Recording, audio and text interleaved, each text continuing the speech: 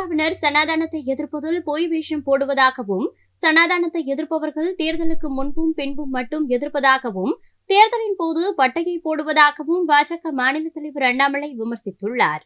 திமுக எப்படியுமே பாத்தீங்கன்னா 2021 தேர்தலுக்கு முன்னாடி எல்லாம் வேலா எடுத்துட்டு சுத்தினாங்க. எந்த கடையிலயும் வேலை இல்லை.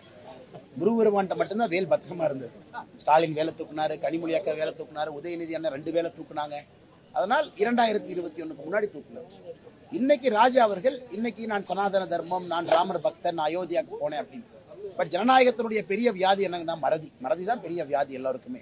ஆனால் இந்த முறை மக்கள் சரியாக ஞாபகம் வைத்துக் கொண்டு 2024 தேர்தலில் யாரெல்லாம் பொய் வேஷம் போடுறாங்க, உண்மையாலுமே நீங்க சனாதனத்தை எதிர்க்கிறீங்களா டெய்லி எதிருங்க. அதே எலெக்ஷனுக்கு முன்னாடி எதிர்க்கிறீங்க, எலெக்ஷன் அப்ப பட்டையை போட்டுக்கிறீங்க, எலெக்ஷன் முடிஞ்ச மறுபடியும் எதிர்க்கிறீங்க. அதனால இது தமிழக எலெக்ஷன்ல வாடிக்கை நாங்க தான் கேட்டோமே. 2021 பாராளுமன்ற தேர்தல் தமிழகத்துல இந்து தர்மத்தை வைத்து, சனாதன தர்மத்தை வைத்து, இல்ல எல்லா மதமும், கிறிஸ்தவ தர்மம், இஸ்லாமிய தர்மத்தை வச்சு நடத்தலாமான்னு கேட்டதுக்கு உதயநிதி ஸ்டாலின் என்ன சொன்னாரு? இல்ல இந்த எலெக்ஷன் வேண்டாம், அதுக்கப்புறம் பார்க்கலாம்.